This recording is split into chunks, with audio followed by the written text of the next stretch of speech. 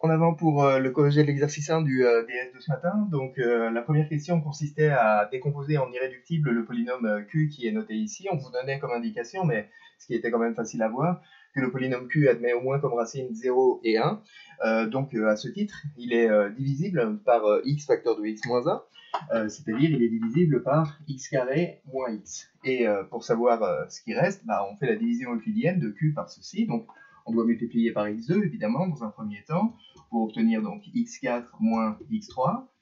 Ceci on le retire à la ligne précédente pour obtenir donc 7x3 plus 5x2 moins 12x. L'étape suivante consiste évidemment à multiplier par 7x, donc plus 7x. De la sorte, on va récupérer ici 7x3 moins 7x carré. Cette ligne-là, pareil, on la retire à la précédente, et donc le terme suivant, enfin la ligne suivante va être 12x carré moins 12x, et évidemment vous voyez ce qui se passe, quand on multiplie par 12x carré moins x, on obtient ceci, donc le reste va être nul, ce qui signifie que le polynôme Q s'écrit donc comme x carré moins x, c'est-à-dire x facteur de x moins 1, multiplié par le polynôme de degré 2 qui est x carré plus 7x plus 12. Ceci est un polynôme de degré 2 à coefficient réel, donc si son discriminant est strictement négatif, il est irréductible, et sinon il ne l'est pas. En l'occurrence, son discriminant c'est 1, donc ça signifie qu'il a deux racines réelles et qu'il n'est pas donc irréductible dans R de x. En faisant le calcul, ces racines, on trouve que ce sont moins 3 et moins 4, donc ça veut dire que comme le polynôme qui est entre parenthèses ici est en outre unitaire, c'est-à-dire de coefficient dominant égale 1, on peut le factoriser par x moins chacune des racines, si j'ose dire. Alors c'est très mal dit, donc on va le rendre plus explicite. La parenthèse x carré plus 7x plus 12 se factorise comme x plus 3 multiplié par x plus 4, puisque donc les racines sont moins 3 et moins 4. Donc ceci, cette fois-ci par contre, c'est la décomposition en irréductible du polynôme Q dans R de x, et donc cette décomposition fait apparaître le fait que le polynôme Q possède exactement 4 racines réelles, toutes simples. Évidemment, on se sert de cette décomposition dans la question suivante, où on vous demande de trouver la décomposition en éléments simples de la fraction rationnelle f de l'énoncé. Et pour ce faire, disais-je donc on utilise le fait que la fraction rationnelle f, c'est donc x carré moins 9x moins 12 sur le polynôme Q, mais le polynôme Q, comme on vient de le voir, il se factorise donc sous la forme x moins 1, x plus 3 multiplié par x plus 4. Ceci est donc une fraction rationnelle qui est dans R de x. Cette fraction rationnelle, elle a un degré qui est strictement négatif. Le degré de f est strictement négatif puisqu'il est égal à moins 2, c'est 2 moins 4. Et en outre, tous les pôles de la fraction rationnelle sont simples puisque tous les zéros du polynôme Q sont de multiplicité 1.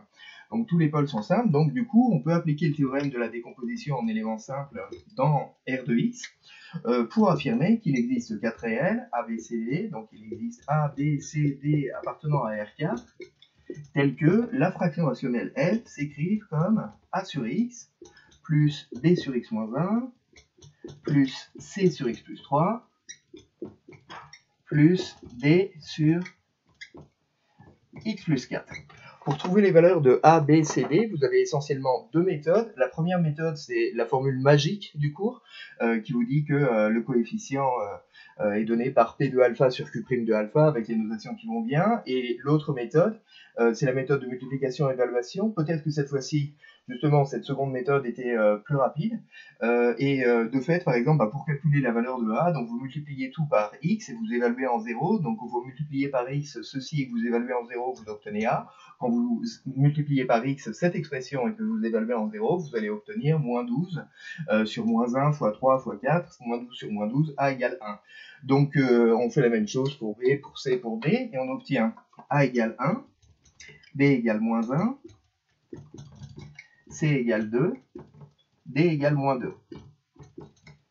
Donc, ce qui signifie que la fraction rationnelle f s'écrit comme 1 sur x moins 1 sur x moins 1 plus 2 sur x plus 3 moins 2 sur x plus 4. Voilà pour la décomposition en éléments simples de f dans R de x. Une fois qu'on a la décomposition en éléments simples de f dans R de x, on peut traiter la question suivante.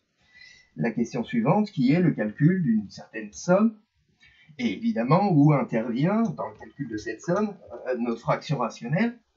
Alors explicitement, donc, on vous demande, dans la question 3, de donner l'expression d'une somme appelée Sn, qui est la somme, pour petit n, allant de 2 à grand N, des n carré moins 9n moins 12, sur ce qui va bien, sur Q de n, quoi. En clair, ça signifie que l'expression que l'on a ici, c'est justement f de n, en notant f toujours notre fraction rationnelle de la question précédente. Mais puisqu'on l'a décomposé en éléments simples, on va l'utiliser cette décomposition. C'est-à-dire que Sn, on peut la réécrire donc d'après la décomposition en éléments simples de la question 2 comme 1 sur n moins 1 sur n moins 1 plus 2 sur n plus 3 moins 2 sur n plus 4. C'est ceci. Et donc, puisque c'est une somme de sommes par linéarité de la somme, disons, on peut casser ça en deux morceaux. Sn, c'est la somme, pour n allant de 2 à grand N, des 1 sur n moins 1 sur n moins 1. Voilà pour la première somme, plus 2 fois la somme, pour petit n, allant de 2 à grand N, des 1 sur n plus 3, moins 1 sur n plus 4. Et là, vous avez fait apparaître deux magnifiques sommes télescopiques. Et la première somme télescopique, bah donc, elle va être simplement égale à 1 sur grand N, moins 1 sur 1, c'est-à-dire moins 1, plus 2 fois. Et puis la somme qui est ici, là, cette fois-ci, ça va être la somme où il va nous rester sur les bras, si j'ose dire, le terme 1 sur 2 plus 3, c'est-à-dire 1 cinquième, moins 1 sur grand N plus 4. D'accord? Et puis alors vous développez tout ça, vous faites ce calcul et vous obtenez Sn égale... Alors ce qui nous intéresse, c'est surtout le terme constant. Il y a moins 1 plus 2 cinquièmes, ça fait moins 3 sur 5.